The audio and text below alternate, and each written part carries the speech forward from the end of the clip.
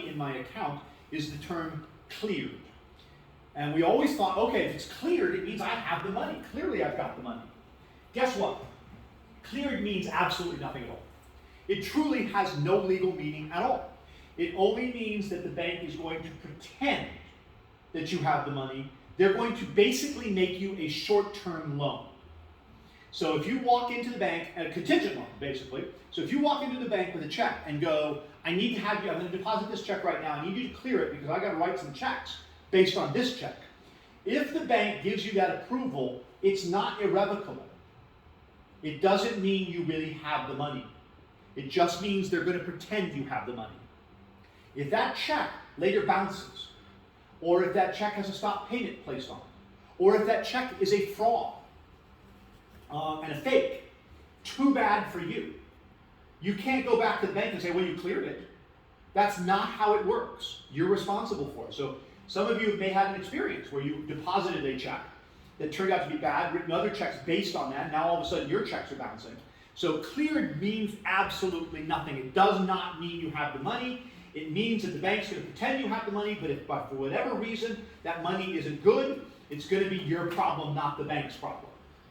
The word collected doesn't sound like a powerful word. It sounds like, well, I collected a check, it's in my hand, it's right there, I collected that.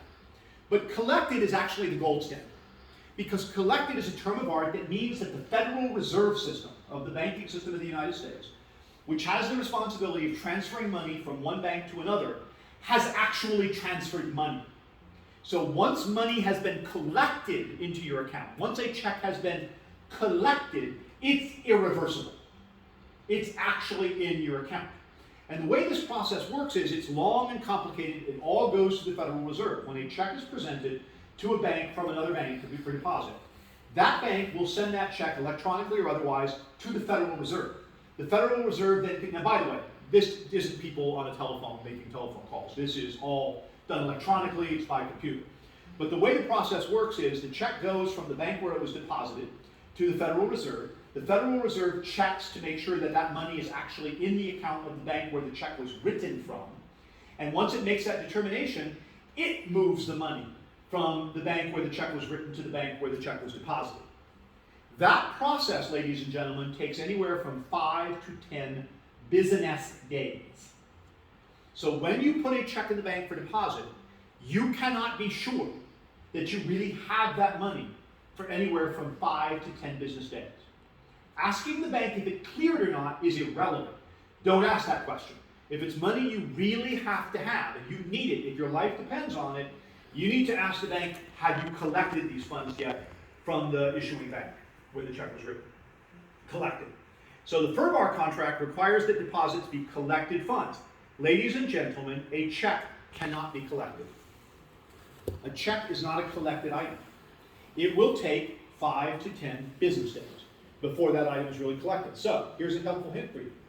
When I started in the title world, 95% of all deposits were paper checks. Today, at least 80% of our deposits are wires. There's a reason for that, okay? And if you are one of the agents left who still encourages your buyers to put in a paper check, you should be frightened because you're on the wrong side of history. Because 80% of the practice, and there's a reason why they do it, and the reason why they do it is twofold. Number one, technically, if your buyer presents a check, in my opinion and the opinion of many lawyers in the state of Florida, they are instantly in default of the contract. Instantly. They already defaulted. And if that seller says, I want out, I got a better offer yesterday. In my opinion, I've done this. I've done this where, most of the time our business comes from listing agent. So I've been the one who's written the nasty gram to the folks and go, hey, you gave us a check, it was supposed to have been collected funds. My bank says this hasn't been collected yet, 3 days have expired. You are no longer in compliance with the contract. My seller is hereby canceling the contract. And once we have collected the funds, we would be happy to refund them to you or whatever. But it's now over. We've signed a new contract. The house is gone. So that's the first thing, is that you may lose your buyer a house. And I have seen this happen. It happens multiple times each year. So do not let them submit a check as a deposit. Second reason, if you're dealing in a marketplace that's not millionaires, and it's your FHA buyers and your VA buyers and the like, and we're talking about a deposit, $1,000, $2,000, $3,000. Many times during the early stages of the process, the buyers will discover, A, they don't like the house, or B, they found a better deal. So, as is contract, no big deal, they can walk out, they got 15 days to do it. But many of these buyers don't have to deposit in their bank account. So, if they cancel on house A, they need the money back from the deposit on house A to put a new deposit on house B. They don't have two sets of deposits in the bank to put in. They'll call me up, this happens sometimes. Hey, it's during our inspection period. We're only 3 days into it, but frankly, we found a better house at a much better price and a better school district and all that kind of stuff. So we want out. We have a right to do this on the cancellation. Will you please send me my deposit back because I got to put this other deposit on this other house? And I'm going to go, no, not giving you your deposit back. Sorry. Too bad, stupid. And they're like, what? What do you mean? And I'm like, I don't have your money. And they're like, but we gave you a check 2 days ago. According to our bank, it's out of our bank account. It's not my problem. It's not in my bank account yet.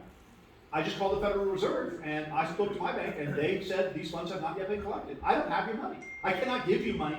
I legally cannot give you money that I do not have. It violates my bar standards. It violates my title escrow standards. Nobody can give you money they don't have. So you'll just have to sit around and wait until this money is collected. Well, how long will that take? Could be up to 10 business days. 2 weeks? I need to wait 2 weeks before I get my money back, put a new deposit on another house? I'm like, yeah, too bad. Your realtor should have told you. Send me a wire. Next time, send a wire. If you send me a wire, I can have you this money back in 12 minutes.